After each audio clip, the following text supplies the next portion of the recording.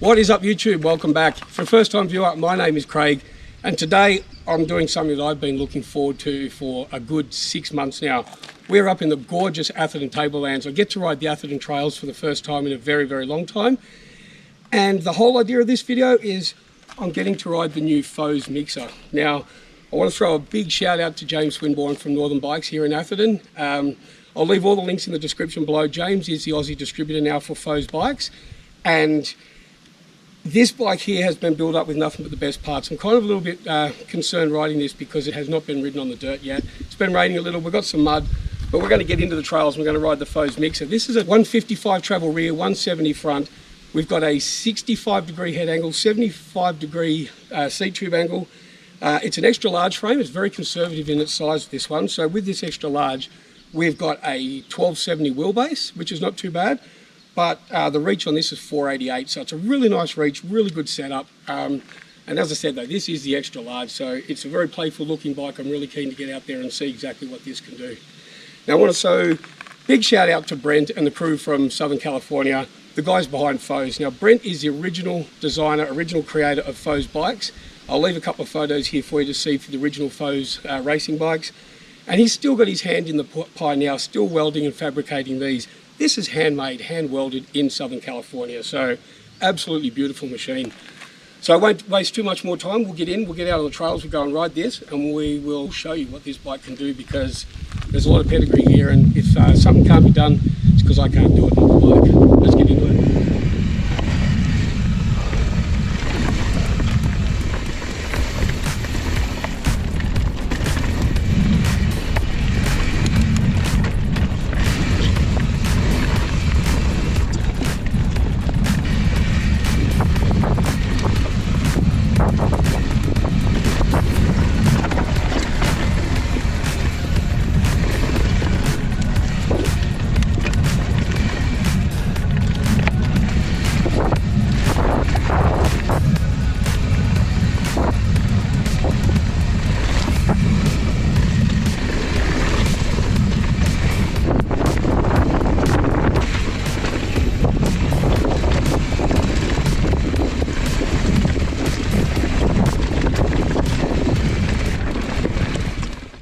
Right, the first leg of the climb is done. We are at the lookout. How's this? This is beautiful.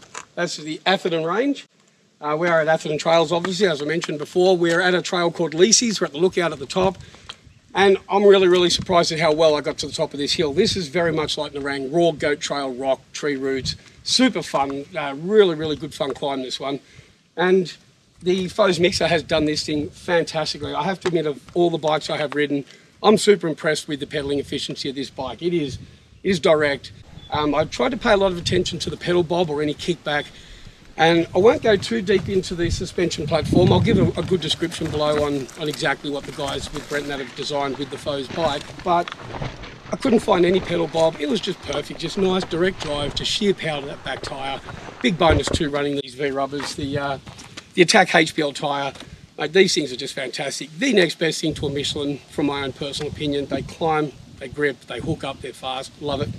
The spec on this bike is fantastic. Foes don't come as a complete here in Australia. They're a frame-only kit, but James can help you out and spec it with whatever you want. As you can tell, he spec'd it with what he likes. I have to admit, I like it too. Now we'll go bombing back down the hills, and we'll get some footage, see how stable the bike is at speed, and we'll have some more fun. Let's go. All right, we're going to head down Trail 6, which is called Ridgy Didge Blind Run. I've never ridden this before, so I don't know what I'm up against. I'll lead out for the start. We'll see what it's all about. Let's get into it. Ridgy Didge, Atherton Trails. Now I'm on the Hero 11 Mini. I forgot to bring my battery for the Hero 10, so I don't have a windsock for this, so I apologise if we get a bit of wind noise out of this one. We'll see what happens.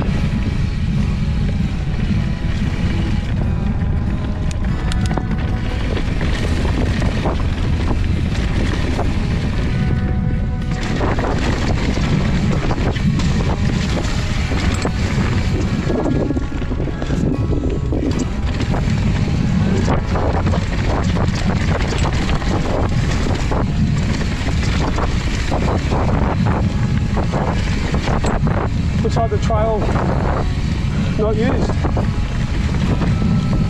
Quite rocky and overgrown. Super fun. This mix is just tearing it up. Definitely feel that back wheel bouncing around a bit with the smaller wheel, but it's good. It's not a deterrent or anything.